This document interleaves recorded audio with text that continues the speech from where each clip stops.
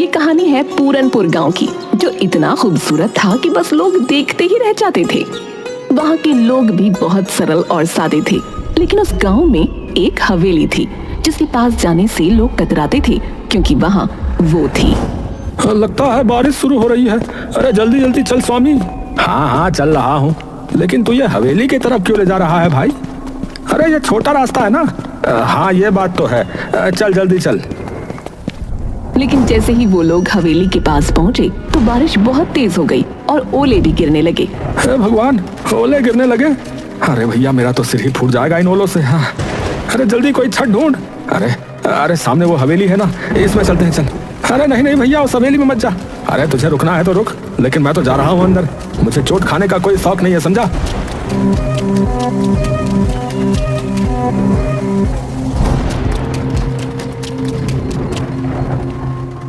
और फिर उन्होंने नजर घुमाकर हवेली को देखा।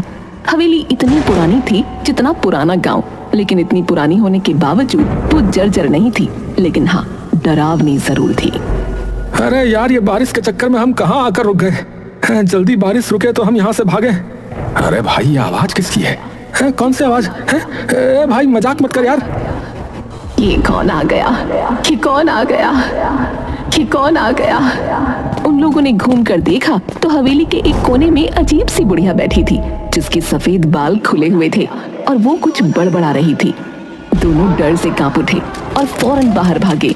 बाहर अभी भी ओले गिर रहे थे, लेकिन इस बार वो ओलों की चोट खाते हुए अपने घर की तरफ भाग गए। भैया राम, भैया लोग सही कहते हैं सोनी। अरे वहाँ कुछ है भैया। भैया मैं तो कसम खाता हूँ अब उस तरफ नहीं जाऊंगा भैया। पूरनपुर गांव में कुछ दिन बाद एक बड़ी अजीब घटना हुई। गांव में 4 नए लोग पहुंचे, एक नौजवान जोड़े के साथ 2 नौजवान लड़के और। अरे भाई आप लोग कौन हैं और इस गांव में कैसे आना हुआ? नमस्ते, मेरा नाम राजीव है, ये मेरी पत्नी रिया है और ये मेरे भाई हैं रमन और प्रेम। हम यहाँ अपनी हवेली को बेचने आए हैं जो गांव में पूरब में है। हाँ हवेली है भैया? कौन सी हवेली? वो जो बरगद के पेड़ के पास वाली, वो वही ना? हाँ हाँ वही, हमारे दादाजी की थी, अब हम उसे बेचना चाहते हैं। ये सुनकर मुखिया हैरान हो गया और गांव वालों की भीड़ जमा हो गई। सब फुसफुसाने लगे। तभी मुखिया सीरियस होकर बोला, बेटा वो हवेली आज भी गांव के डर का कारण है। वहाँ एक बुढ़िया दिखती है अजीब सी। कोई नहीं जानता कि वो असली है या आत्मा है, कोई भूत है पता नहीं, या फिर हमारा वहम है। गांव में ऐसी अफवाहें आम होती हैं, हमने भी शहर में ऐसे किस्से खूब सुने। अगर वहाँ कोई बढ़िया होती तो अब तक किसी ने वीडियो बना लिया होता ना। मैं तो वहाँ की तस्वीरें इंस्टाग्राम पर डालूंगी, कौन डरता है भूत से। हम सब आज ही हवेली में जाकर देखेंगे और कल ही उसके कागज फाइनल कर लेंगे। रामू और स्वामी भी वहाँ खड़े थे। दोनों की आंखों में डर था, लेकिन आखिर वो बोल ही पड़े। भाई साहब मत जाइए, हमने अपनी आंखों से देखा है उसे। वो औरत इंसान नहीं लगती। हाँ उसके पास जाने से जान पे बनाती है। हाँ बता रहा। अगर वो हवेली मेरी है तो मुझे ही देखना चाहिए ना कि उसमें क्या है। ये कहकर वो चारों हवेली की ओर बढ़े। जैसे ही वो हवेली के पास पहुँचे सबने उसे निहारा। हवेली पुरानी जरूर थी, लेकिन उसकी दीवारों पर एक अजीब किस्म की चमक थी। वाओ, ये हवेली तो किसी राजमहल जैसी लगती है। इतनी मजबूत दीवारें, कितनी भव्य है। यार ये बेचेंगे तो करोड़ मिलेंगे भाई। चलो अंदर चलते हैं, मैं तो इसका वीडियो बना रहा हूँ। जैसे ही वो अंदर घुसे एक ठंडी हवा का झोंका आया, जैसे किसी ने उन्हें छुआ हो, लेकिन चारों ने नजरअंदाज किया। अंदर का हॉल अब भी चमक रहा था, जैसे समय ने उसे छुआ ही ना हो। राजीव वहाँ खड़ा होकर बोला, सोचो यार, इतने बड़े हॉल में लोग रहते होंगे। वाओ यार। Serious? What? A royal life? लेकिन यार ये कैसी आवाज है? ये कौन आ गया? ये कौन आ गया? ये कौन आ गया? कोई बोल रहा है शायद। चलो उस तरफ चलते हैं, देखती हूँ कौन इतनी एक्टिंग कर रहा है। चारों उस कोने की ओर बढ़े, लेकिन वहाँ कुछ नहीं था। तभी चमगादड़ों का एक झुंड छत से निकला। रिया चीख पड़ी।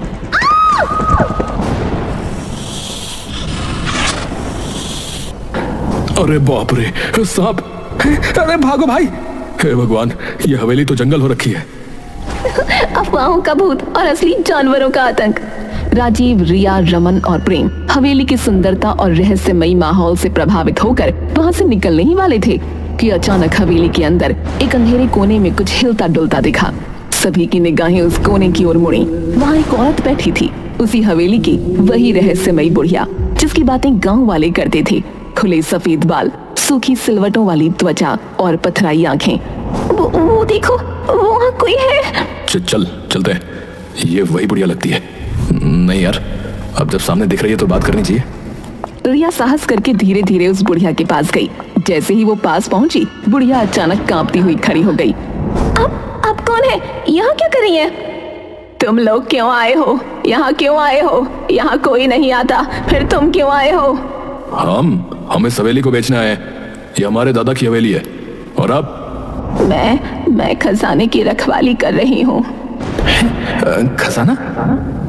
हाँ, बहुत साल पहले मैंने इस हवेली में खजाना छुपाया था, पर अब याद नहीं कहाँ रखा है, कहाँ दफना दिया, समझ नहीं आता। बुढ़िया के खजाना शब्द ने चारों के मन में एक साथ बिजली की तरह लालच जगा दिया। उनकी आंखों में अब हवेली की कीमत से ज्यादा उस अदृश्य खजाने की चमक तैरने लगी। अगर ये खजाने की बात सच हुई तो हम करोड़पति बन सकते भाई। और जब खजाना मिल जाए, इस बुढ़िया को यहाँ से निकाल फेंकेंगे। डराने के अलावा करते क्या ये? बिल्कुल भाई, पहले मिठास फिर लात। हाँ, चलो खोजना शुरू करें। अम्मा, वो खजाना कहाँ है? क्या पता। वो सब लोग पूरी हवेली में खजाना ढूंढने लगे। बुढ़िया भी दीवारों को थपथपाती, जमीन को सूंघती, जैसे कुछ याद करने की कोशिश कर रही हो। लेकिन 4 घंटे तक पूरी हवेली छान मारने के बाद भी कुछ नहीं मिला। अब तो रात होने वाली है यार, कुछ नहीं मिला। शायद ये औरत पागल है। हम कल फिर आएंगे, तब तक आप याद करने की कोशिश करना कि वो खजाना कहाँ है। चारों लोग गांव लौट आए। गांव वालों को जब ये पता चला कि उन्होंने बुढ़िया से बात की और खजाने की भी बात सुनी, तो पूरा गांव भौचक्का रह गया। क्या तुमने उससे बात की? उसने सच में खजाने की बात कही? हम बरसों से डरते आए हैं उस हवेली से, और तुम लोग खजाना ढूंढ रहे हो? अगर सच में खजाना हुआ तो हम सबको फायदा होगा। फिर कल चलो हमारे साथ, अगर कोई खजाना मिला तो हिस्सा मिलेगा। गांव वाले पहले तो हिचकिचाए, लेकिन हिस्सा शब्द सुनकर उनकी आंखों में भी चमक आ गई। अगले दिन राजीव, रमन, प्रेम, रिया के साथ गांव के 10-12 लोग भी हवेली पहुंचे। वो देखो भाई, वही बुढ़िया। हे भगवान, मुझे यकीन नहीं हो रहा है मैं यहाँ वापस आ गया। चलो सब, आज इस हवेली का कोना कोना उलट डालो। चलो। लोगों ने हवेली के हर कोने को अच्छी तरह देखा, यहाँ तक कि बाहर बगीचे में खुदाई भी शुरू कर दी। कुछ घंटे बीते, लेकिन कहीं कुछ नहीं मिला। तभी रामू की नजर हवेली के पिछले हिस्से पर गई, जहाँ छत का एक हिस्सा टूटकर गिरा हुआ था। अरे ओ भैया, इधर आओ, देखो। अरे यहाँ कुछ है शायद। कहाँ? अरे ये मलबा हटाओ, इसके नीचे कुछ है। सबने मिलकर मलबा हटाया और नीचे एक पुराना पत्थर निकला, जो जमीन से अलग दिख रहा था। जैसे ही उसे हटाया गया, नीचे सीढ़ियां दिखाई दी, एक तहखाने की ओर जाने वाली। तहखाना? ये तो बिल्कुल फिल्मी सीन बन गया। चलो अंदर। वो लोग बारी बारी तहखाने में उतरे। तहखाने में गुप्त अंधेरा था, सीलन भरी हवा और मकड़ी के जाले। सबने अपनी मोबाइल की फ्लैश लाइट जलाकर जगह जगह टटोला। तभी रमन की नजर एक लोहे के पुराने संदूक पर पड़ी। ओ इधर देखो यार, कुछ मिला है, एक संदूक। अरे यार जल्दी निकालो इसे यार। संदूक भारी था, लेकिन गांव वालों की मदद से बाहर ले आया गया। जैसे ही बुढ़िया ने उसे देखा, वो पागलों की तरह झूमने लगी। मिल गया मेरा खजाना, मिल गया मेरा खजाना, मेरा खजाना। चारों लोग एक्साइटेड हो गए।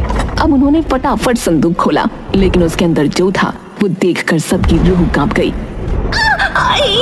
क्या है? ये तो किसी बच्चे का कंकाल है। चारों तुरंत पीछे हट गए, लेकिन बुढ़िया संदूक को पकड़कर बैठ गई और उसकी आंखों से आंसू बहने लगे। ये क्या है? तुमने तो कहा था खजाना है। जवाब दो, ये क्या है? बताती हूँ, सारा सच बताती हूँ। बुढ़िया ने बताना शुरू किया कि उसका नाम गौरी था। एक समय में जवान, सुंदर और भोली भाली गौरी अपने पति और ससुर के साथ इस हवेली में रहती थी। पर किसे पता था कि जिस घर को वो स्वर्ग समझती थी, वो एक दिन उसका नर्क बन जाएगा। बाबूजी, वो आपकी बहू ना माँ बन गई। देखिए, बेटी हुई है, कितनी सुंदर है ना? क्या कहा? बेटी? तुझे शर्म नहीं आती है? हमारे खानदान में बेटी नहीं होती, बेटा चाहिए था, बेटा। मुझे तो इससे बात भी नहीं करनी, निकम्मी औरत।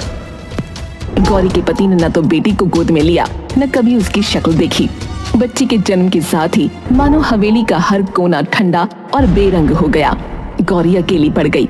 अपनी नन्ही जान को सीने से लगाकर हर दिन अपमान और तानों से लड़ती। बाबा, मैं क्या करूं? मुझे बेटा चाहिए, कोई उपाय बताओ। उपाय है, अपनी बेटी की बलि चढ़ाओ। रक्त की आग में पुत्र की राख से जन्म होगा। उसने बिना कुछ सोचे तांत्रिक की बात मान ली। एक रात हवेली के तहखाने में जहां अंधेरा रहता था, वहीं उसने अपनी ही बेटी की हत्या कर दी। उसके साथ उसका ससुर और 2 नौकर भी थे। सबने देखा, लेकिन सब चुप थे। उधर गौरी की आंख खुली तो बच्ची को न देखकर तड़प उठी। मेरी बच्ची कहाँ है? वो तो मेरे साथ थी।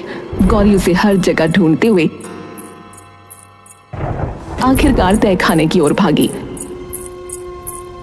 और वहां का नजारा देख चीख पड़ी। नहीं, ये क्या कर दिया तुमने? मेरी बच्ची! गौरी पागल हो गई। उसके भीतर की मां जल उठी। उसी तहखाने में पड़ा एक बड़ा चाकू उठाया और एक एक करके सबका खात्मा कर दिया। मेरी बच्ची के खून से कोई बेटा नहीं मिलेगा तुझे, सिर्फ अभिशाप लगेगा तुझे।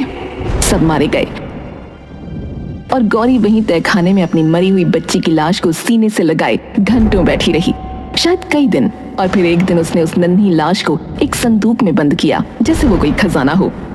सो जा मेरी रानी, अब कोई तुझे नहीं छीन सकता, तू मेरा अनमोल खजाना है। वो संदूक लेकर वहीं तहखाने में बैठी रही। वक्त के साथ सब बदल गया। हवेली सुनसान हो गई और जब वो एक दिन ऊपर आई तो छत का एक हिस्सा गिर पड़ा। तहखाने का रास्ता हमेशा के लिए बंद हो गया। गौरी ऊपर रह गई और संदूक नीचे छुप गया। यादें धुंधली हो गईं, पर उसका पागलपन वही रहा। गौरी की आंखों से आंसू झर रहे थे। सामने बैठे राजीव, रिया, रमन और प्रेम सन्न थे, जैसे किसी ने उनकी जुबान छीन ली हो।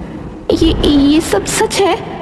हाँ, ये मेरा खजाना है, मेरी बेटी, मेरी जान, मेरी दुनिया। पागल औरत, ये खजाना है? हड्डियां और सड़ती यादें हैं? राजीव वो संदूक को लात मारकर दूर फेंक देता है। ये देखकर उस बुढ़िया को बहुत तेज गुस्सा आ गया। वो पागलों की तरह चिल्लाने लगी, नहीं, ये मेरी बच्ची है। तेरी हिम्मत कैसे हुई मेरी बच्ची को लात मारने की? वो पगलाई हुई औरत अब उस संदूक को गोद में लेकर हवेली के अंदर की ओर भागी। उसकी चीखें हवेली की दीवारों से टकराकर लौट रही थीं। मेरा खजाना, मेरी बेटी, मुझसे कोई नहीं छीन सकता। अरे अब बहुत हो गया। पागल औरत ने दिमाग खराब कर दिया है। इसको निकालो यहाँ से, फिर इस हवेली को बेच डालते हैं। चलो। हाँ यार, खजाना तो निकला नहीं, अब हवेली बेचेंगे। चलो। सबने सोचा कि किसी भी तरह बुढ़िया को पकड़कर बाहर फेंक देंगे, लेकिन उन्हें नहीं पता था कि ये इतना भी आसान नहीं होगा। वो लोग हवेली के अंदर की तरफ जाते हैं तो अचानक राजीव फर्श पर बिछे कालीन पर पैर रखता है और गड्ढे में गिर जाता है जो कालीन से ढका था। राजीव, कहाँ गए तुम? ये क्या हो रहा है? ये सब उस पगली औरत का जाल है। अरे भागो यहाँ से भैया। रिया एक कमरे में भागती है, लेकिन वहाँ का दरवाजा बंद हो जाता है और अंदर से सैकड़ों चूहे निकल आते हैं। रिया चीखने लगती है। उधर प्रेम जैसे तैसे भागता है, लेकिन गलियारे में फिसल जाता है क्योंकि फर्श पर तेल फैला हुआ था। तुम लोग मेरा खजाना नहीं छीन सकते।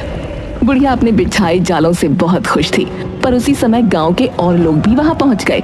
उन्होंने सब कुछ देखा और एक साथ मिलकर बुढ़िया को पकड़ने की कोशिश की। अरे अब बस, तुमने बहुत डर फैलाया, अब तुम्हें रुकना होगा। बहुत संघर्ष के बाद बुढ़िया को पकड़ लिया गया।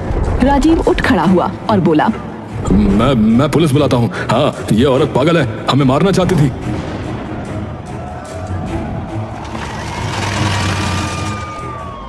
पुलिस जल्दी ही पहुंच गई।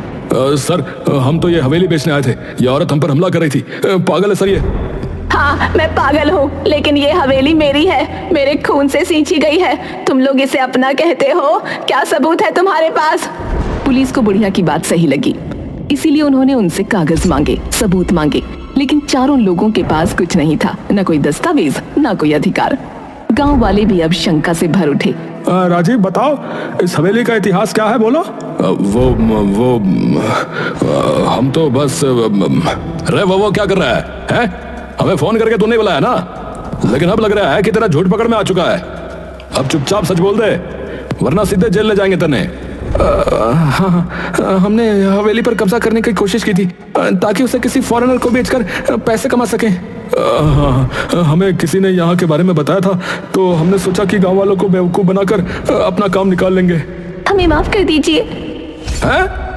माफी? हाँ, जरूर मिलेगी ना माफी। चलो सीधे थाने चलो, वहीं करेंगे तुम्हें सब माफ। पुलिस ने चारों को गिरफ्तार कर लिया और फिर रामू आगे आया।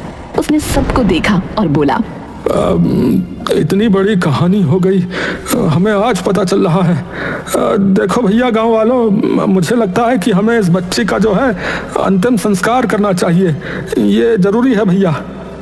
सबने मिलकर उस मासूम बच्ची की अस्थियों का विधि पूर्वक अंतिम संस्कार किया। बुढ़िया फूट फूट कर रोती रही। उसकी सालों की पीड़ा अब बह रही थी। उसके बाद पुलिस ने बुढ़िया को एक मानसिक चिकित्सालय भेज दिया।